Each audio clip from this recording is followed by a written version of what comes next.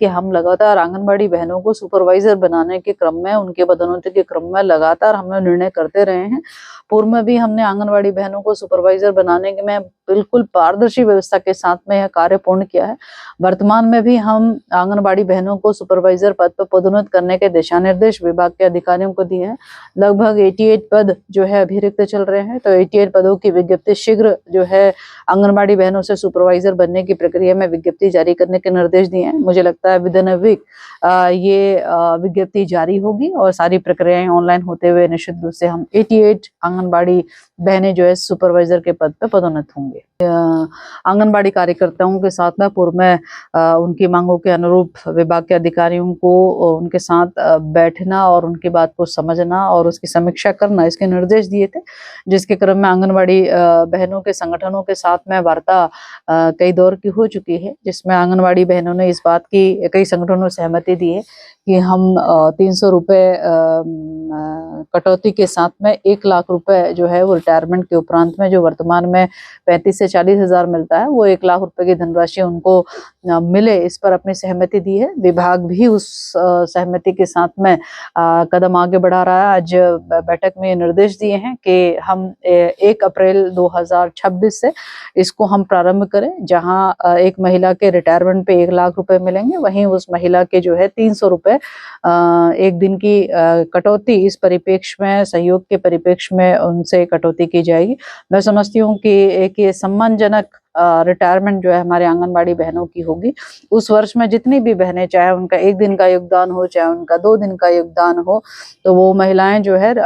Retirement के समय 1 लाख की धनराशि प्राप्त करते हुए सम्मानजनक सेवानिवृत्ति को प्राप्त करेंगे। मैं समझती हूँ कि ये भी अपने आप में एक हो सकता है कि देश के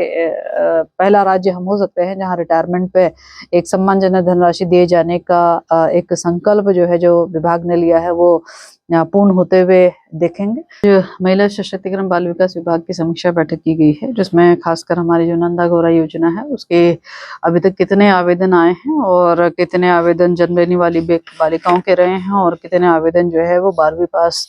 उत्तीर्ण छात्राओं के रहे हैं, उसकी समीक्षा की गई है, जिसमें लगभग जन्म लेने वाले जो आवेदन करता हैं वो लगभग 12,576 है और जो 2025-26 के हमारे 12वीं उत्तीर्ण करने वाली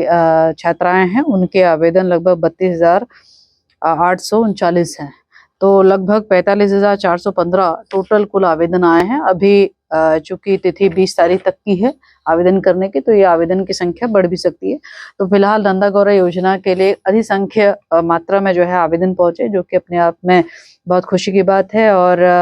विभाग को आज इसी बैठक के क्रम में जो है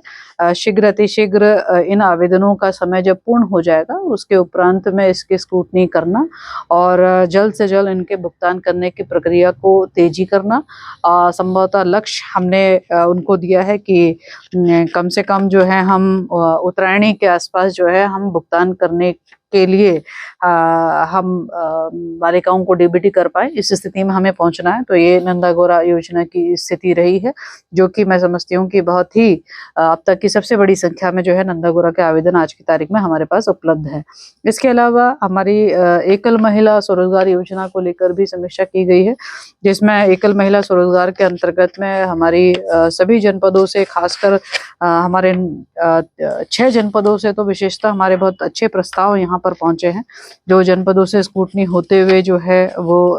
निदेशालय पहुंचे हैं, जिसपे अभी स्क्रूटनिंग की प्रक्रिया गतिमान है। लगभग 504 प्रस्ताव जो है वो स्वीकृत हुए हैं और 504 प्रस्ताव जो है विभिन्न जनपदों के हैं।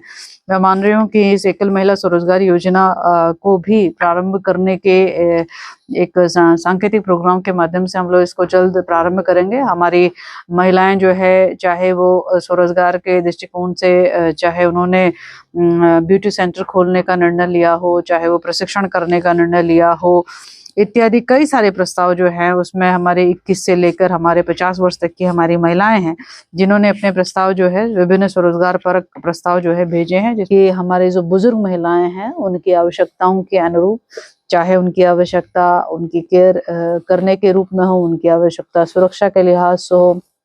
उनकी आवश्यकता भरण पोषण के लिहाज से हो, उनकी आवश्यकता किसी अन्य मद में हो, ऐसी हमारी बुजुर्ग महिलाएं जिनको कि किसी भी प्रकार से उनकी कोई नीड है जिसको कि विभाग के स्तर से, सरकार के स्तर से पूर्ण किया जा सकता हो, तो उसकी समीक्षा करने के लिए दिया है। इसके लिए ये भी निर्देश दिए हैं कि कोई संस्थान किसी एनजीओ के माध्यम से अथवा अपने विभागीय स्तर से हम इसको ठीक प्रकार से परीक्षण कर लें ताकि एक योजना का स्वरूप बने, उसके भी निर्देश दिए हैं। 2000 आने वाले समय यानी कि नए वर्ष में जो है हम बुजुर्गों को एक योजना समर्पित करेंगे। निश्चित रूप से महिला बुजुर्ग कई महीनों में उनकी कई चीजों की जरूरत रहती है, चाहे उनके अकेलेपन का हो, चाहे उनके अन्य भावनाओं का हो, उनका किस प्रकार से भी विभाग सहयोगी हो सकता है, उस दिशा में जो है योजना बनेगी और उनको जो है सशक्त किया जाएगा। ऐसा आज विभागीय संकल्प लेने के लिए सबको आज दिशा निर्देश प्राप्त हुए। मैं समझती हूँ कि बहुत जल्द जो है उनके हित में भी एक योजना आएगी।